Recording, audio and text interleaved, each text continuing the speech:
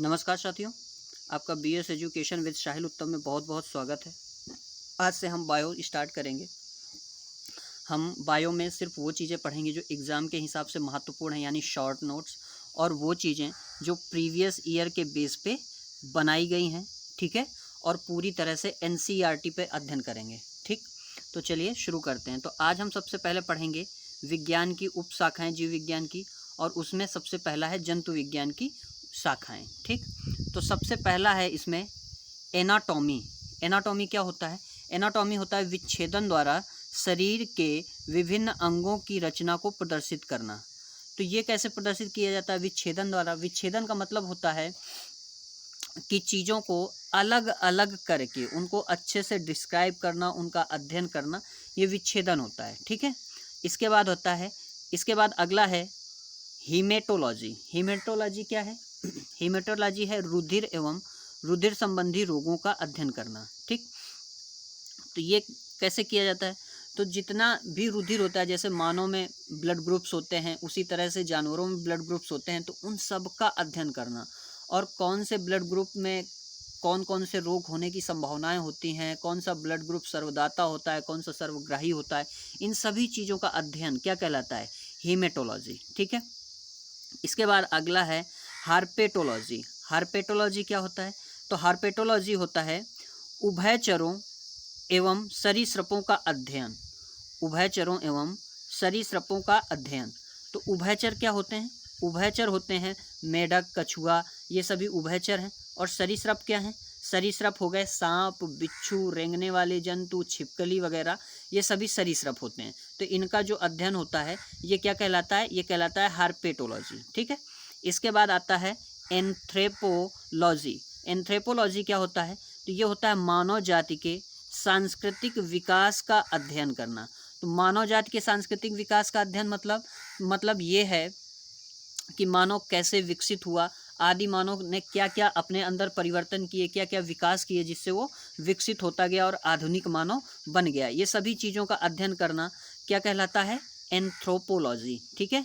अगला है मैमेलोलॉजी। मैमेलोलॉजी क्या होता है? स्तनधारियों का अध्ययन करना। स्तनधारी कौन होते हैं? स्तनधारी वो जंतु होते हैं, वो जीव होते हैं जो दूध देते हैं, ठीक है, जो बच्चा पैदा करते हैं तथा दूध देते हैं, ठीक। तो उनका अध्ययन करना कि हाँ भाई, इनमें विकास कैसे होता है, इनके शारीरिक गठन कैसा है, इनका जीन्स निर्माण प्रक्रिया क्या है, रोग धारण करने की क्षमता कैसे विकसित होती है, ये सारी चीज़ें जो अध्ययन होती हैं स्तनधारियों से रिलेटेड, वो सभी मैमेलोलॉजी में होता है, ठीक है। इसके बाद आता है माइक्रोबायोलॉजी। माइक्रो का मतलब ही होता है अति सूक्ष्म, और बायोलॉजी मतलब जीवधारियों का। तो अति सूक्ष्म जीवों का अध्ययन करना, जिनको हम नग्न आँखों से या नंगी आँखों से नहीं देख सकते, साधारणतया जिनको नहीं देख सकते, उन सभी का अध्ययन क्या कहलाता है? माइक्रोबायोलॉजी। इसके बाद होता है न्यूरोलॉजी। न्यूरोलॉजी क्या होता है? न्यूरोलॉजी होता है तंत्रिका तंत्र का अध्ययन करना, हमारे मेरुरज्जु का, क्या कहते हैं, बॉडी में कहीं जैसे सर्वाइकल पेन होता है, तो न्यूरोसर्जन के पास जाते हैं, तो उन सभी चीज़ों का अध्ययन जो होता है वो क्या कहलाता है? न्यूरोलॉजी। माइंड का चीज़ें होती हैं तो वो भी न्यूरोलॉजी में ही आता है, ठीक है। अगला है ओडोंटोलॉजी। ओडोंटोलॉजी क्या है? ओडोंटोलॉजी मतलब है दंत विज्ञान संबंधी अध्ययन, ठीक है। दांत कैसे बनते हैं, दांत का विकास कब होता है, किस उम्र में कितने दांत होते हैं, दांतों में गलन क्यों होती है, दांतों में कीड़े कैसे लगते हैं, ये सभी चीज़ें अध्ययन क्या कहलाता है? ओडोंटोलॉजी, ठीक है। इसके बाद आता है ऑर्निथोलॉजी। ऑर्निथोलॉजी क्या होता है? ऑर्निथोलॉजी होता है पक्षियों का अध्ययन। पक्षी जगत का विकास कैसे हुआ, कौन सा पक्षी विलुप्त हुआ, कौन सा पक्षी आगे बढ़ रहा है, इन सभी चीज़ों का अध्ययन क्या कहलाता है? ऑर्निथोलॉजी। इसके बाद आता है इकोलॉजी। इकोलॉजी आप सभी जानते हो, जैविक तथा अजैविक वातावरण से जीवों के संबंधों का अध्ययन, कि मनुष्य कैसे सर्वाइव करता है, या जीव कैसे पर्यावरण में सर्वाइव करता है, रहता है, अपना जीवन यापन करना है, तो ये सभी अध्ययन क्या कहलाता है? इकोलॉजी कहलाता है, ठीक है। इसके बाद आता है एंडोक्राइनोलॉजी। एंडोक्राइनोलॉजी, एंडो का मतलब होता है अंतः, क्राइनोलॉजी का मतलब स्रावी तंत्रों का अध्ययन। अंतरास्रावी तंत्र क्या होते हैं? जो आपकी इंटरनल ग्लैंड्स होती हैं, ग्रंथियां होती हैं, और जो चीज़ें उत्सर्जित करते हैं, जैसे हमारी लाल ग्रंथियां होती हैं, हार्मोनल ग्लैंड्स होते हैं, हार्मोनल ग्रंथियां होती हैं। तो इन सभी चीज़ों का अध्ययन क्या कहलाता है? एंडोक्राइनोलॉजी। ठीक है।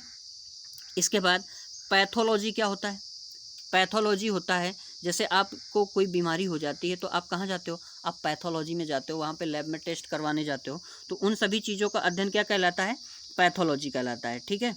तो ये रोग की प्रकृति, कारण और लक्षणों का अध्ययन क्या कहलाता है? पैथोलॉजी कहलाता है। इसके बाद आता है एब्रायोलॉजी। एब्रायोलॉजी क्या होता है? एब्रायोलॉजी होता है भ्रूणों का अध्ययन करना, भ्रूणों का संवर्धनीय अध्ययन करना, और क्या कहते हैं, उनको कैसे विकसित किया जा सकता है, कैसे क्या किया जा सकता है, ये सभी जो विकास होते हैं बेटा, ये सभी एब्रायोलॉजी कहलाते हैं।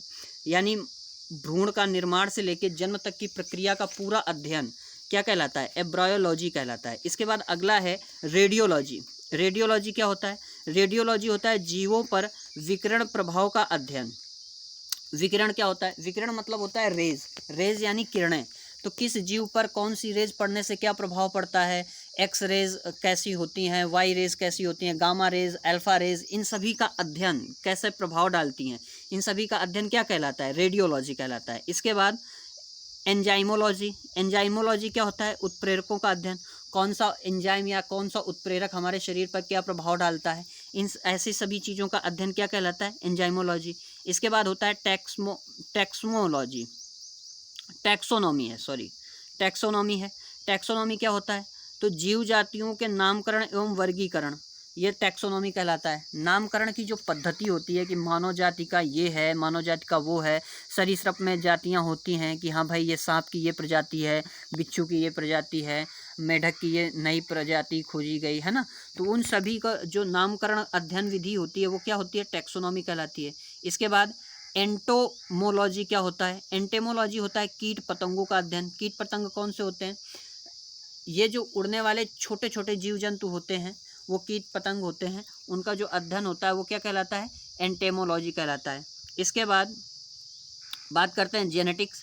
जेनेटिक्स क्या होता है? जेनेटिक्स होता है आनुवांशिक लक्षण एवं इनकी वंशागति अध्ययन, कि मतलब कौन से गुण हमारे जीव में आगे पीढ़ी पे जाते हैं, कौन से नहीं जाते हैं, इन सभी का अध्ययन क्या कहलाता है? जेनेटिक्स कहलाता है, आनुवांशिकी कहलाता है। ठीक है।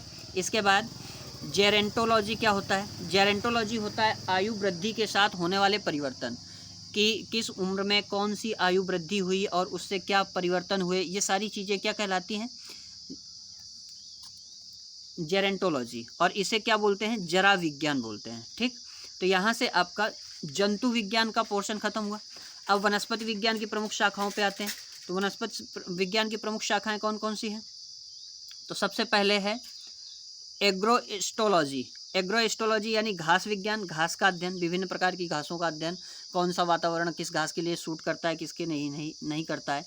इसके बाद अगला है हाइड्रोपोनिक्स। ये क्या होता है? बिना मृदा के बागवानी। बिना मृदा के बागवानी कैसे होती है? बिना मृदा के बागवानी जैसे आप क्या कहते हैं, ऑफिशियल लेवल पे जैसे मशरूम उगाई जाती है, तो बिना मृदा के उगाई जाती है, उसको भूसे में गला के उगाया जाता है। ठीक है। तो बिना मृदा की बागवानी हो गई। इसके बाद एल्गोलॉजी क्या होता है? एल्गोलॉजी होता है शैवालों का अध्ययन। ठीक। इसके बाद होता है हीलियोथेरेपी। हीलियोथेरेपी क्या होता है? सूर्य के प्रभाव से चिकित्सा करने की प्रक्रिया हीलियोथेरेपी कहलाती है।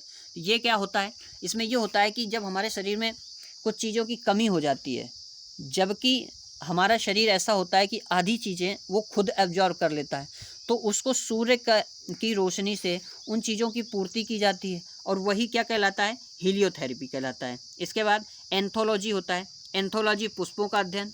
इसके बाद स्पर्मेलॉजी यानी बीजों का अध्ययन। स्पर्म माने होता है बीज या शुक्राणु होता है, उसका अध्ययन क्या कहलाता है? स्पर्मेलॉजी कहलाता है। ठीक है। इसके बाद अगला आता है जीवाणु विज्ञान, जीवाणुओं का अध्ययन। ठीक है। इसके बाद केसिडोलॉजी, पादप में रोगजन्य गांठों पादपों के कैंसर का अध्ययन। तो ये क्या होता है? ये होता है कि पादप में जैसे एक हमारे यहाँ मिर्च का खेती होती है। ठीक है। मिर्च की खेती होती है, तो उसमें एक रोग चलता है कि उसकी मिर्च की पौधे की जो होती है जड़ सड़ जाती है। तो उसका अभी तक इलाज नहीं आया। तो ऐसी चीज़ों का अध्ययन क्या कहलाता है? कैसिडोलॉजी कहलाता है। ठीक है, इसके बाद आता है स्पेस बायोलॉजी। स्पेस बायोलॉजी क्या होता है? स्पेस बायोलॉजी होता है अंतरिक्ष व वायुमंडल में स्थित पादपों या जीवों का अध्ययन। क्या कहलाता है? स्पेस बायोलॉजी कहलाता है। इसके बाद आता है ब्रायोलॉजी। ब्रायोलॉजी क्या होता है? ब्रायोफाइटा का अध्ययन ब्रायोलॉजी कहलाता है। ब्रायोफाइटा क्या होता है? ब्रायोफाइटा एक विशेष प्रकार का पौधा होता है या एक विशेष प्रकार का सूक्ष्म जीव है जो पौधे की श्रेणियों में आता है। ठीक, इसके बाद आता है फाइटोग्राफिया। फाइटोग्राफिया क्या होता है? पौधे के वितरण व उसके कारणों का अध्ययन करना। पौधे के वितरण का मतलब होता है पौधा, जैसे बहुत से पौधे होते हैं जो अपने तने से उगाते हैं, बहुत से पौधे होते हैं अपने पत्तियों से उगाते हैं, जैसे अजूबा अपने पत्ती से उगाता है, गुलाब की डाल लगती है, टहनी लगती है, गन्ना काट काट के बोया जाता है। ठीक है, तो ऐसी चीज़ें क्या होती हैं? फाइटोजियोग्राफिया होती हैं। ठीक है, इसके बाद डेंड्रियोलॉजी क्या होता है? डेंड्रोलॉजी। डेंड्रोलॉजी होता है वृक्षों एवं झाड़ियों का अध्ययन, तुलनात्मक अध्ययन किया जाता है। ठीक, इसके बाद अगला है टेरिडोलॉजी। टेरिडोलॉजी क्या होता है? टेरिडोफाइट्स का अध्ययन कहलाता है टेरिडोलॉजी। ठीक, अगले पॉइंट पे चलते हैं। अगला है डेंड्रोकोनोलॉजी। डेंड्रोकोनोलॉजी क्या होता है? ये होता है वृक्षों की आयु का अध्ययन। जो जीवित वृक्ष हैं, ये ध्यान रखना, जो जीवित वृक्ष हैं उनकी आयु का अध्ययन डेंड्रोक्रोनोलॉजी कहलाता है। ठीक, इसके बाद अगला है फिजियोलॉजी। फिजियोलॉजी क्या होता है? फिजियोलॉजी होता है विभिन्न पादपों के जैविक क्रियाओं का अध्ययन। मतलब ये होता है कि कई सारे पादप अलग अलग वैरायटी के अलग अलग प्रकार के लिए जाते हैं और उनका तुलनात्मक अध्ययन किया जाता है। जैसे श्वसन प्रक्रिया देखी जाती है, कौन से पौधे में कैसे होती है, कितनी ऑक्सीजन एब्जॉर्व करता है, कितनी कार्बन डाइऑक्साइड एब्जॉर्व करके कितनी ऑक्सीजन देता है, कितना पानी संवहन करता है, ये सारी चीज़ों का अध्ययन क्या कहलाता है? फिजियोलॉजी। ठीक है, इसके बाद इकोनॉमिक बॉटनी क्या होता है? इकोनॉमिक बॉटनी होता है आर्थिक महत्व के पौधों का अध्ययन। आर्थिक महत्व के पौधे का अध्ययन का मतलब है कि जो पौधे हमें बिजनेस करवाते हैं, व्यवसाय करवाते हैं, जैसे टमाटर हो गया, आलू हो गया, इन सभी प्रकार की चीज़ों का अध्ययन इकोनॉमी बॉटनी कहलाती है। ठीक है, इसके बाद फार्मेकोलॉजी क्या होता है? औषधि पादपों का अध्ययन क्या कहलाता है? फार्मेकोलॉजी। ठीक, इसके बाद फॉरेस्ट्री क्या होता है? फॉरेस्ट्री होता है वनों का अध्ययन करना। फॉरेस्ट माने जंगल और फॉरेस्ट्री माने वनों का अध्ययन करना। जैसे बहुत से ऐसे वन होते हैं जिनमें बहुत सी ऐसी वनस्पतियां होती हैं जो हमारे लिए अनजान होती हैं, तो उनके वनस्पति गुणों का अध्ययन करना, उनको देखना और उनके बारे में पता लगाना क्या कहलाता है? फॉरेस्ट्री कहलाता है। इसके बाद अगला इसी में है माइक्रोलॉजी। माइकोलॉजी है। माइकोलॉजी कहलाता है कवकों का विज्ञान। कवक तो आप लोग जानते ही हो, तो कवकों का अध्ययन करना क्या कहलाता है? माइकोलॉजी कहलाता है। ठीक है, अगला है एथनोबॉटनी। एथनोबॉटनी क्या है? आदिवासियों द्वारा पादपों के उपयोग का अध्ययन, ये एथनोबॉटनी कहलाता है। मतलब ये है कि आदिवासी कौन कौन से पौधे का किस किस प्रकार कब कब उपयोग करते थे, ये सारी चीज़ें जानना क्या कहलाता है? एथनोबायोलॉजी। इसके बाद पैरासिटोलॉजी। पैरासिटोलॉजी मतलब ये होता है पोषक तथा परजीवियों का अध्ययन। पोषक क्या मतलब होता है? पोषक का मतलब होता है जो दूसरे से चीज़ें उठाते हैं, पर पोषक, और परजीवी जो दूसरे पर आश्रित रहते हैं, तो उनका अध्ययन क्या कहलाता है? पैरासिटोलॉजी। ठीक है, इसके बाद है एक्सोबायोलॉजी। एक्सोबायोलॉजी मतलब है अन्य ग्रहों पर संभावित जीवों की उस उपस्थिति का अध्ययन करना। जैसे बहुत समय तक अभी तक भी ये मान्यता है कि मंगल ग्रह पे जीवन है, कुछ लोग कहते हैं संभव है, कुछ लोग कहते हैं है। ठीक है, तो इस प्रकार का अध्ययन क्या कहलाता है? एक्सोबायोलॉजी। फिर इसके बाद अगला है पेलिनोलॉजी। ये क्या होता है? ये होता है पराग कणों का अध्ययन। पराग कण कहाँ होते हैं? पराग कण पादप के पुष्प में पाए जाते हैं। ठीक है, पराग जो पादप का पुष्प होता है तो उस पर ऐसी संरचना बनी होती है, ऐसी, और ये पराग कोश होते हैं और यहाँ पे पराग कण पाए जाते हैं, छोटे छोटे ऐसे डॉट डॉट इसके अंदर भरे होते हैं, और ये क्या कहते हैं, वर्तिका से निषेचन प्रक्रिया में पराग कणों की अहम भूमिका होती है। ठीक, तो उनका अध्ययन करना क्या कहलाता है? पेलिनोलॉजी। ठीक है, इसके बाद जेनेटिक इंजीनियरिंग क्या कहलाता है? तो जेनेटिक इंजीनियरिंग कहलाता है कृत्रिम जीन्स के निर्माण व स्थानांतरण का अध्ययन करना। कृत्रिम जीन्स का निर्माण कैसे होता है? कृत्रिम जीन्स का निर्माण ऐसे होता है जैसे मंदबुद्धि बालक है, उसको उसके बच्चों को कैसे इंटेलिजेंट बनाया जा सकता है, कैसे बुद्धिमान बनाया जा सकता है। तो इस प्रकार से वो उनके जीन्स में परिवर्तन करते हैं लेके, तो उन सब चीज़ों का अध्ययन क्या कहलाता है, जेनेटिक इंजीनियरिंग कहलाता है। फिर इसके बाद है पेलियोबॉटनी। पेलियोबॉटनी क्या है, पादप जीवाश्म का अध्ययन। ठीक, अभी क्या था, अभी एक पॉइंट देखो आया था पीछे, पेलिनोलॉजी, ये पराग कणों का अध्ययन कहलाता था। ठीक, अब आया है पेलियोबॉटनी, ये पादप जीवाश्म का अध्ययन। ठीक है, पादप जीवाश्म का अध्ययन। इसके बाद अगला है लाइकेनोलॉजी। लाइकेनोलॉजी मतलब लाइकेन्स का अध्ययन। ठीक, अगला पॉइंट है नेमिटोलॉजी। नेमिटोलॉजी क्या होता है, नेमिटोड्स पादपों के साथ संबंधों का अध्ययन। ठीक है, ये क्या कहलाता है, नेमिटोलॉजी कहलाता है। इसके बाद माइक्रोबायोलॉजी क्या कहलाता है, अभी बताया ऊपर, अति सूक्ष्म जीवों को जो नंगी आंखों से नहीं दिखाई देते उनका अध्ययन कहलाता है। ठीक है, इसके बाद अगला है, एक मिनट, अगला है माइकोप्लाज्मोलॉजी। माइकोप्लाज्मोलॉजी क्या होता है, माइकोप्लाज्मा का वैज्ञानिक अध्ययन माइकोप्लाज्मोलॉजी कहलाता है। ठीक है, तो यहाँ से आपकी शाखाएं खत्म हुई। अब जनक के बारे में चर्चा कर लेते हैं थोड़ी सी। तो जंतु विज्ञान के जनक, जूलॉजी के जनक कौन माने जाते हैं, अरस्तु। वनस्पति विज्ञान के जनक थियोफ्रेस्टर। सूक्ष्म जीव के जनक लुई पाश्चर। जीवाणु विज्ञान के जनक रॉबर्ट कोच। इसके बाद प्रतिरक्षा विज्ञान के जनक एडवर्ड जेनर। इसके बाद जीन चिकित्सा के जनक एंडरसन। इसके बाद वर्गीकी या वर्गीकरण विज्ञान, तो ये हैं कैरोल्स लिनियस।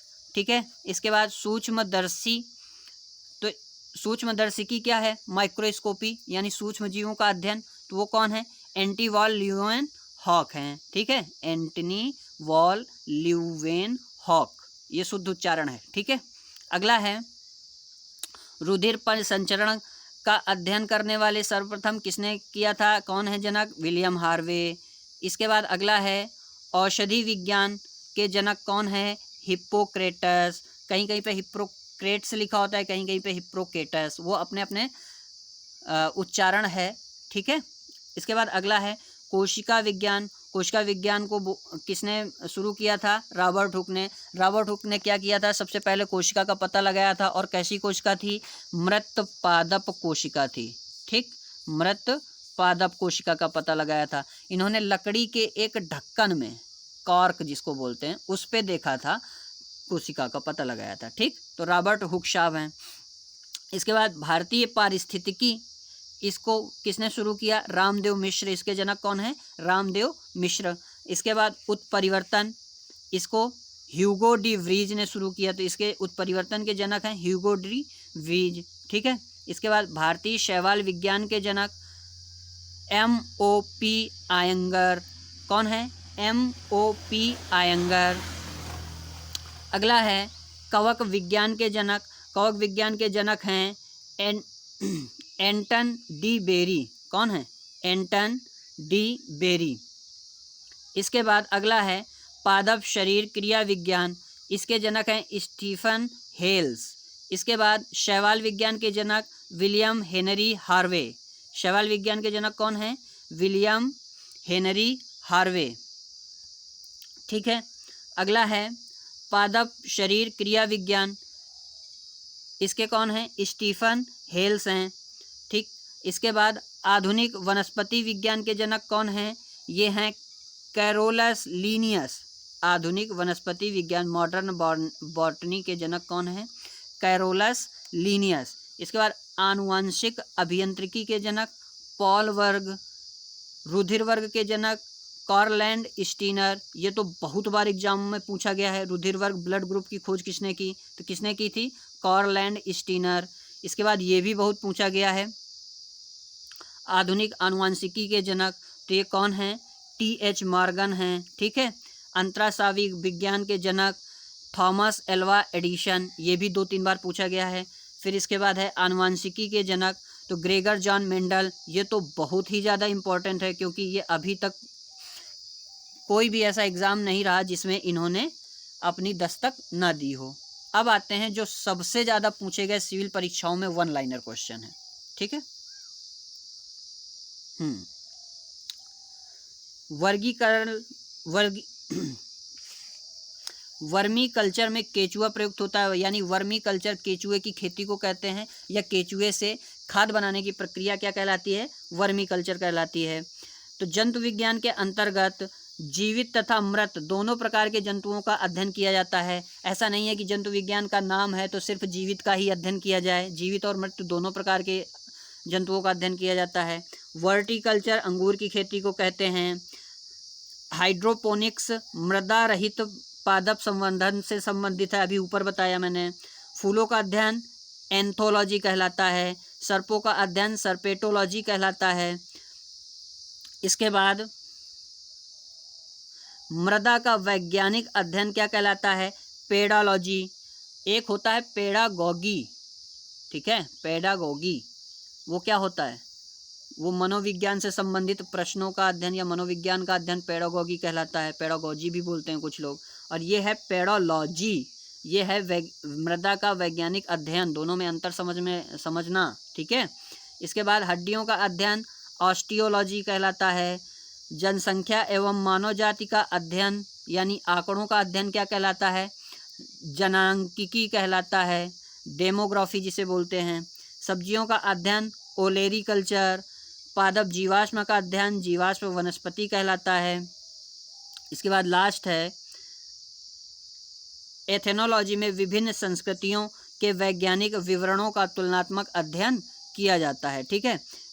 यानी एथेनोलॉजी जो होती है तो विभिन्न संस्कृतियां, जैसे अपने यहाँ जो संस्कृति मिली थी हड़प्पा सभ्यता मिली थी, और जैसे मिस्र की जो संस्कृति थी, मेसोपोटामिया की जो सभ्यता थी, उन सभी का तुलनात्मक अध्ययन कि भाई हमारे यहाँ रहन सहन कैसा था, वहाँ रहन सहन कैसा है, हमारे यहाँ क्या कहते हैं जो मृत लोग थे उनको दफनाया जाता था या जलाया जाता था, वहाँ के लोगों को कैसे मम्मी कैसे बनाए जाते थे, इन सभी चीज़ों का तुलनात्मक अध्ययन क्या कहलाता है, एथनोलॉजी, ठीक है।